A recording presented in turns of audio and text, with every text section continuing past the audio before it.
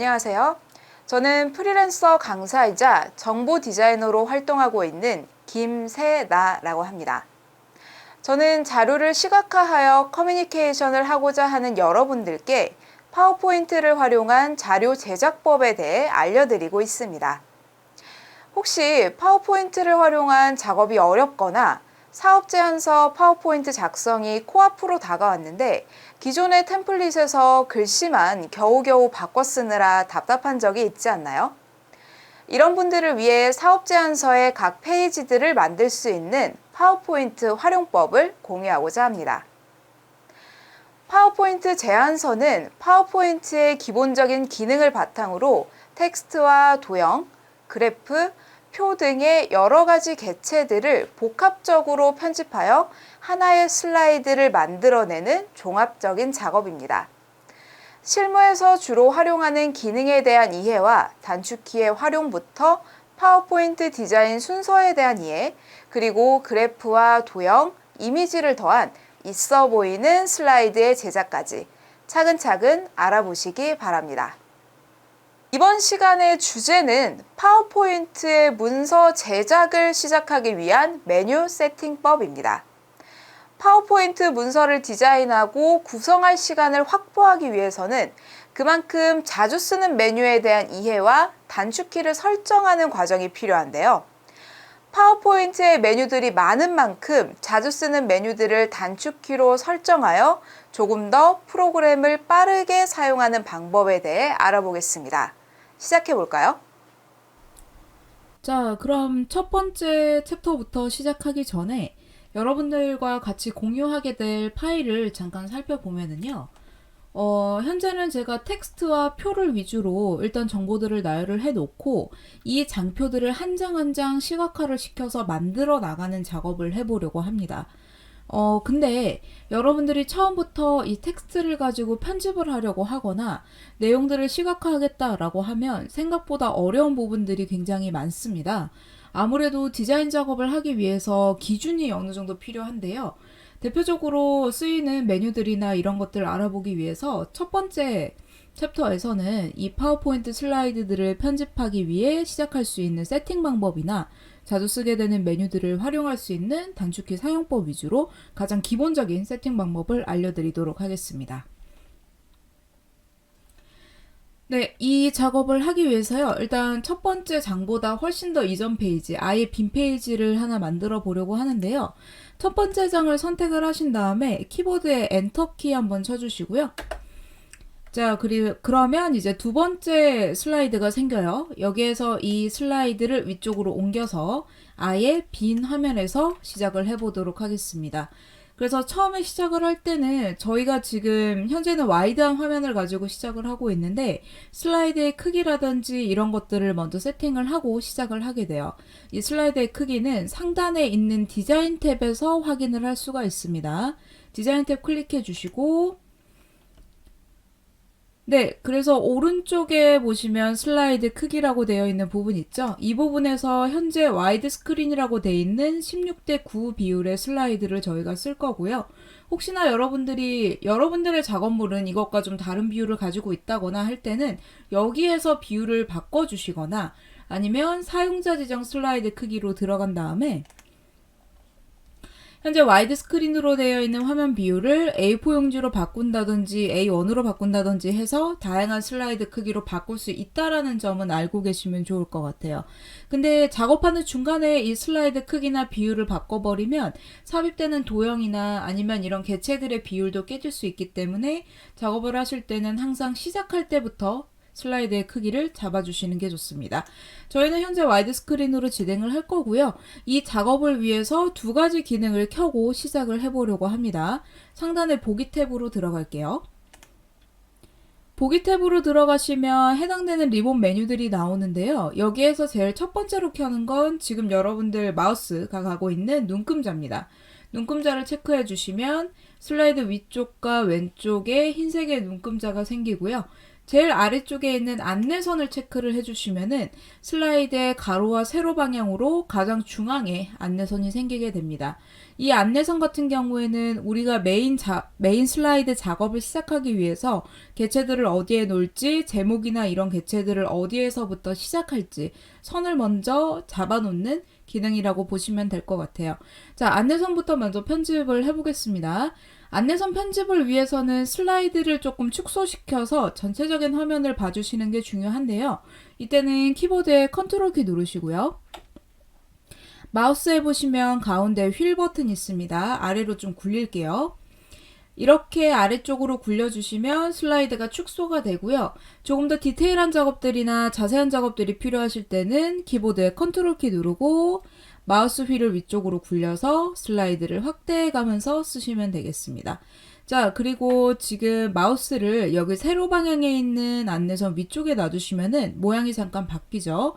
이거 확인하신 다음에 클릭을 한번 해보시면은 0.00이라고 수치가 나옵니다. 왼쪽으로 옮기거나 오른쪽으로 옮기거나 가운데 0점 기준으로 거리가 추가된다고 보시면 돼요. 자, 왼쪽으로 쭉 밀어 볼게요.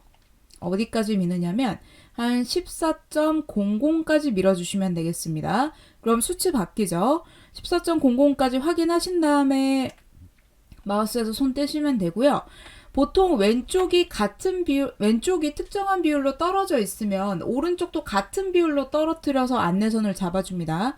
이때 같은 안내선을 하나 더 만들어주는데 이때는 안내선을 복사해서 쓰는 거예요.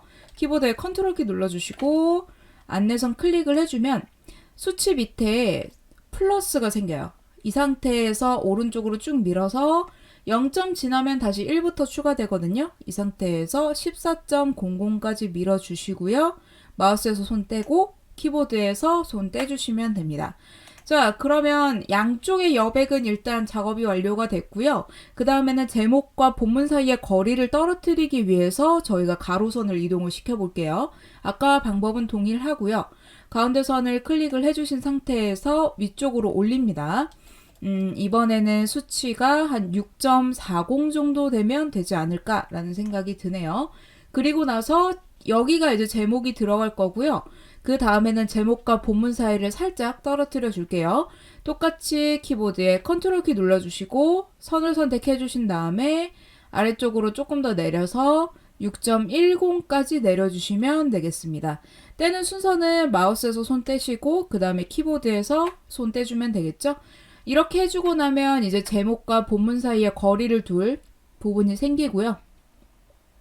자, 이 상황에서 하나를 더 추가를 해줄게요. 아래쪽 같은 경우에도 슬라이드 아랫부분에 딱 맞게 개체를 놓는 경우는 거의 없어요. 그래서 어느 정도 떨어뜨린다라고 보시면 되고요. 이때 키보드에 컨트롤 키 누르고 선을 선택해서 아래쪽으로 쭉 내립니다. 이번에는 수치를 저는 한 8.70 정도로 잡고 놔줄 텐데요. 이 가로 방향, 그러니까 정확히는 세로 방향이죠. 세로 방향에 있는 수치들은 딱 정해져 있는 건 아니고요. 여러분들이 보시는 대로 적당한 비율에 맞춰서 차이만 좀 두시면 되세요. 그래서 저와 똑같은 수치를 해야 되겠다라는 생각으로 너무 스트레스 받지는 마시고요. 아, 이 정도면은 제목과 본문 차이 이렇게 떨어뜨리면 되겠다. 아랫부분은 이 정도로 여백을 만들어주면 되겠다. 라는 식으로 위치만 먼저 잡아주시면 되겠습니다. 그럼 이렇게 해서 기본적인 안내선 편집이 완료가 됐고요.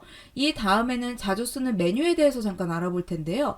저는 초반에 여러분들이 메뉴를 쓰실 때 가장 먼저 친해져야 될 메뉴를 맞춤 메뉴라고 생각을 해요. 그래서 이 메뉴를 어떻게 쓸 수 있는지 한번 볼게요. 삽입 탭으로 우선 들어가 볼까요? 자, 삽입 탭 선택해 주신 다음에 도형 선택해 주시고요. 여기에서 사각형 제일 앞에 있는 직사각형을 선택을 해줄게요. 그리고 나서 이번엔 정사각형을 그려볼 텐데 키보드에 Shift 키 누른 상태에서 클릭 앤 드래그로 이렇게 정사각형을 그려줍니다. 그리고 여러 개의 개체들을 만드는 방식이 있어요. 같은 개체를 여러 개 만들기 위해서는 일반적으로 도형 선택한 다음에 키보드에 컨트롤 C 그리고 컨트롤 V로 만들어내는 방법도 있고요. 키보드에 컨트롤 키 누른 상태에서 도형을 클릭 앤 드래그로 이동을 시켜주면은 같은 도형이 여러 개가 반복이 돼서 나옵니다. 자, 그럼 이렇게 해서 나열을 시켜줬는데 만약에 이렇게 나열되어 있는 도형들을 같은 줄에 맞추려면 어떻게 해야 될까요? 파워포인트 최신 버전일수록 이렇게 하나하나 개체들끼리 가이드가 나와서 좀 편하게 작업할 수 있지 않을까 생각할 수 있는데, 이렇게 하나하나 잡게 되면 그거가 다 이제 시간이 돼요. 그래서 실무에서 이런 파워포인트 작업을 하시는 분들이 야근을 가장 많이 하는 이유가 이런 간격이나 정렬을 맞추기가 어려워서인데, 안타깝게도 이 메뉴들을, 이 정렬을 맞추는 기능이 따로 있습니다. 그래서 저는 이 5개 도형을 모두 선택을 한 다음에 홈 탭으로 가볼게요. 홈 탭에서 보시면 정렬이라는 메뉴 있고요. 여기에서 맞춤 선택해 주시면 중간 맞춤으로 해주면 가운데로 한 줄로 맞춰지고요. 그리고 각 도형들 사이의 간격은 다시 한번 정렬에 맞춤에 가로 간격을 동일하게로 맞춰줄 수 있습니다. 그런데 이 기능 같은 경우에는 자주 쓰이는 만큼 좀 빨리빨리 적용을 했으면 좋겠는데, 실제로는 홈 탭에 정렬에 맞춤까지 찾아가느라 굉장히 까다로울 수 있거든요. 그래서 이 기능을 우리가 자주 쓰는 메뉴, 즉 파워포인트 상에서는 빠른 실행 도구 모음에 추가해서 사용을 하게 됩니다. 실제로 이 빠른 실행 도구 모음은 메뉴 상단에 있어요. 그래서 지금 보시면 제목줄의 왼쪽에 메뉴들이 모여 있는데, 저는 여기에 추가되는 메뉴들이 굉장히 많기 때문에 이 메뉴들을 리본 메뉴 아래로 내려서 쓸 겁니다. 자, 해당되는 메뉴들을 리본 메뉴 아래로 내리기 위해서 화면 오른쪽에 있는 화살표를 눌러주시고요. 그리고 리본 메뉴 아래의 표시 선택해 줍니다. 그럼 리본 메뉴 아래에 해당되는 메뉴들이 추가가 되고요. 여기에서 다시 한번 메뉴 선택해 주시고, 이제 우리가 봤던 맞춤 메뉴를 여기에다가 추가시킬 거예요. 그래서 기타 명령으로 들어갑니다. 네, 기타 명령으로 들어가면은 여기에 우리가 사용하는 메뉴들, 그리고 리본 메뉴 아래에 들어있는 메뉴들이 여기 있는데요. 여기에서 저희가 왼쪽에 해당되는 메뉴들을 찾고 추가 버튼을 눌러서 빠른 실행 도구 모음으로 추가시킬 겁니다. 저희 아까 맞춤 메뉴 찾았던 순서를 생각을 해보면 기본적으로 홈 탭에서 시작을 하죠.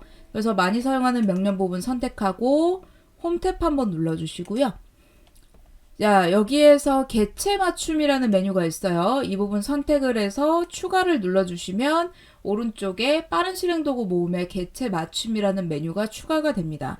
그리고 확인을 눌러주시면 해당되는 리본 메뉴 아래의 메뉴 중에 지금 하나 개체 맞춤이 추가가 되어 있죠. 그럼 이 메뉴들은 어떻게 쓰느냐? 이런 식으로 저희가 아까 도형들을 왔다 갔다 시켰죠. 이 상태에서 모든 도형 선택해 주시고, 아까처럼 탭부터 찾던 게 아니라 맞춤 메뉴를 선택을 해 주시고 바로 그냥 중간 맞춤 한번 눌러주시면 끝나요.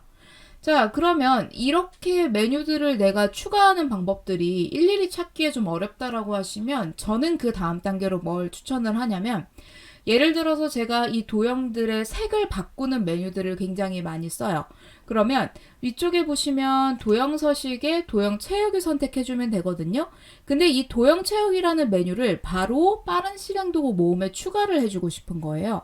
그러면 도형 채우기 위에서 마우스 오른쪽 단추를 클릭합니다. 그럼 빠른 실행 도구 모음에 추가라는 기능이 뜹니다. 이렇게 눌러주시면 페인트 통이 추가가 되면서 내가 그러면 바로 컬러들을 바꿀 수 있는 기능을 리본 메뉴 아래에다가 배치를 시키는 거예요. 그래서 저는 실제로는 이 방법을 훨씬 더 많이 추천을 합니다. 아무래도 사용하시는 부분들에 따라서 사용되는 메뉴들이 얼마든지 달라질 수 있거든요. 자주 쓰는 메뉴들이. 그래서 자주 쓰는 메뉴를 바로 이렇게 추가하는 방법을 써주셔도 좋다고 생각을 해요. 자, 그럼 여기에서 한 단계만 더 나가볼게요.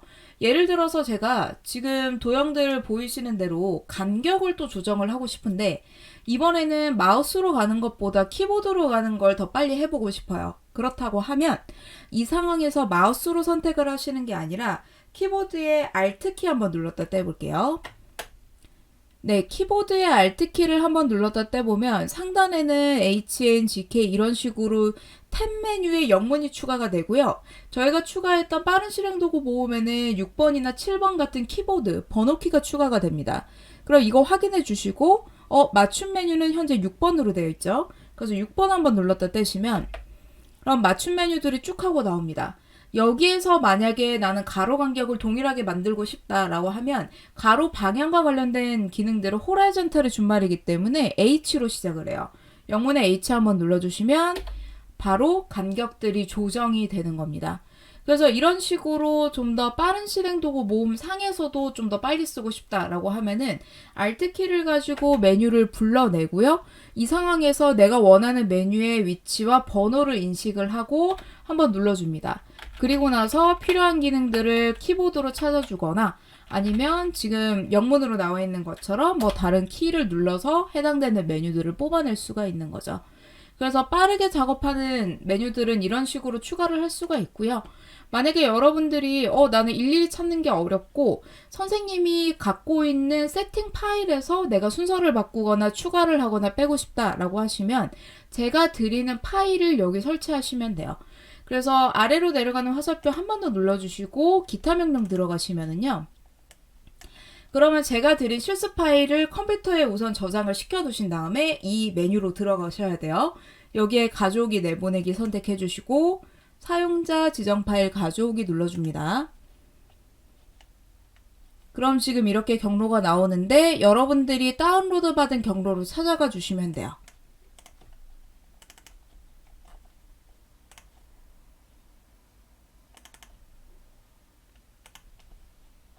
네, 그럼 파워포인트 단축키를 선택을 해주시고 열기 한번 눌러주시고 예스 눌러주시고요. 확인까지 눌러주시면 지금 아까보다는 조금 더 복잡하고 긴 형태의 빠른 실행 도구 모음이 추가가 되어 있죠. 이게 현재 제가 쓰고 있는 빠른 실행 도구 모음입니다. 여기에서 여러분들이 필요한 기능들을 뽑아내서 쓰셔도 되고요. 아니면 나는 이 메뉴는 안 쓸 것 같은데 하면은 여기서 바로 그냥 마우스 오른쪽 단추 클릭해서 빠른 실행 도구 모음에서 제거 눌러주시면 끝납니다. 그래서 이런 식으로 여러분들이 기본적으로 세팅되어 있는 메뉴에서 추가하거나 빼서 쓰실 수도 있고요. 아니면 처음부터 여러분들이 자주 쓰는 메뉴들 위주로 단축키를 세팅을 해서 작업을 하는 것도 저는 오히려 후자가 더 여러분들의 손에 익는데 더 빠르지 않을까라는 생각이 드네요. 자, 그럼 첫 번째 수업은 여기까지 해서 마무리하고요. 저희는 다음 수업에서 또 뵙도록 하겠습니다. 수고하셨습니다.